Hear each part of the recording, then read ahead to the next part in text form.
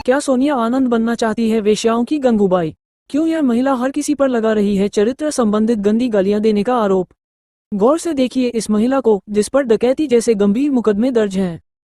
सीधी सादी महिला मत समझना, सीधी सादी महिला मत समझना, सीधी सादी महिला मत समझना। पहले आरुषि अब उमेश पर चरित्र संबंधित गाली देने का लगा रही है आरोप।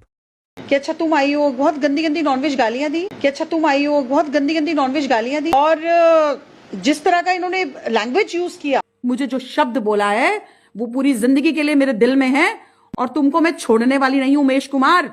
इससे पहले भी तूने एक दो बार मेरे लिए गंदे शब्दों का प्रयोग किया, मेरा उदाहरण देख करके मुझे गाली दी है। कि आखिर मेरा उदाहरण देकर के मुझे गाली सामने सामने दे रहा है। तुमने कल जिस तरह के अपशब्दों का प्रयोग मेरे लिए किया है। आरुषि सुंदरियाल जी हमारे साथ फोन पर जुड़ चुकी है। आइए जानते हैं आरुषि जी का इस मामले में क्या कहना है। आरुषि जी। हाँ जी। जैसा कि आपने देखा, सोनिया आनंद ने उमेश कुमार पर गाली देने का आरोप लगाया है। कुछ ऐसा ही आरोप पहले आप पर भी लगा था, क्या कहेंगी? देखिए, ये बड़ी सोचने की बात है कि हर कोई सोनिया आनंद को ही गाली क्यों दे रहा है। ऐसा क्या है? ऐसे कौन से कुकर्म इन्होंने किए हैं, ऐसे कौन से गाली खाने के काम इन्होंने किए हैं जो हर कोई इनको ही गाली दे रहा है।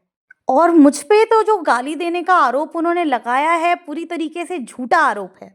मेरे बारे में आप किसी से भी पूछेंगे, गाली देते हुए किसी ने सुना ही नहीं है मुझे आज तक।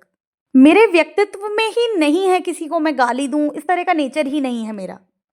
मैंने तो बड़े सरल शब्दों में उनको उनका परिचय दिया था, लेकिन उन्हें अपना परिचय ही गाली जैसा लगता है। आरुषि जी, ऐसा क्या कहा आपने जो सोनिया आनंद को गाली जैसा लगा? मैंने कहा हरक सिंह रावत की नाजायज बीवी सोनिया आनंद ने मेरे घर डकैती डाली। इसमें मुझे नहीं लगता कि मैंने कोई गाली दी या उनका गलत परिचय मैंने दिया, क्योंकि जहाँ तक मुझे जानकारी है कि हरक सिंह रावत की जो पत्नी है उनका नाम दीप्ति रावत है और उनका कोई तलाक नहीं हुआ था जब सोनिया आनंद के बच्चे भी हरक सिंह रावत से हो चुके थे।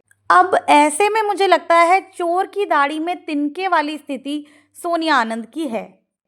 उनको कोई गाली दे ना दे उनको महसूस हो रही है, क्योंकि मैंने पढ़ा उमेश कुमार जी ने भी जो लिखा है, उन्होंने सोनिया के भाई के पोस्ट पर सिर्फ इतना लिखा कि अगर आपकी बहन को भी कोई रखेल कहे तो आपको कैसा लगेगा। ये एक बहुत ही जनरल बात थी, मुझे नहीं लगता उन्हें गाली डायरेक्टली दी गई थी, लेकिन कहीं ना कहीं वो खुद को रिलेट कर पा रही हैं, वो अपने आप को रखेल मानती हैं दिल ही दिल में, इसीलिए उन्हें अपने लिए ऐसा लगा कि उन्हें गाली दी गई है और इसी वजह से उनका फ्रस्ट्रेशन जो है इस तरीके से बाहर निकला है। ये बिल्कुल उल्टा चोर कोतवाल को डांटे वाली बात हो गई। कहीं ना कहीं सोनिया आनंद को ये समझने की ज़रूरत है कि जो कुछ वो कर चुकी हैं वो समाज में एक्सेप्टेबल नहीं है। आप ये महिला महिला करके विक्टिम कार्ड नहीं खेल सकती हैं। आप एक तरह से देखा जाए तो वैश्यावृत्ति को बढ़ावा दे रही हैं। मुझे तो लग रहा है कि जैसे वैश्याओं की गंगूबाई बनने चली है सोनिया आनंद। एक होटल में नाचने गाने वाली महिला एक विवाहित पुरुष की हवस का फायदा उठाती है और उसके बाद किसी प्रकार से बच्चे पैदा कर लेती है और उसके बाद ब्लैकमेलिंग करके 300 करोड़ की मालकिन बन जाती है। मुझे लगता है इस प्रकार की महिलाओं की जगह समाज के उन्हीं छुपे हुए कोनों में है जहां वैश्याएं रहा करती हैं। इन्हें जो है अपने आप को इस तरीके से हमें गाली दी, ये अधिकार ही नहीं होना चाहिए। अरे जरा अपने गिरेबान में झांके तो सही, अपने कुकर्म देखे तो सही पहले। समाज में सम्मानित व्यक्ति बनने के लिए सिर्फ महिला होना काफी नहीं है, आचरण नाम की भी तो कोई चीज होती है। सोनिया आनंद को ये समझने की ज़रूरत है कि असल मान सम्मान आप पैसों से नहीं खरीद सकते। वो जो करती है ना कि किसी के प्रोग्राम में गए, थोड़ा डोनेशन दिया और अपने आप को सम्मानित करा लिया, दैट इज़ नॉट मान सम्मान।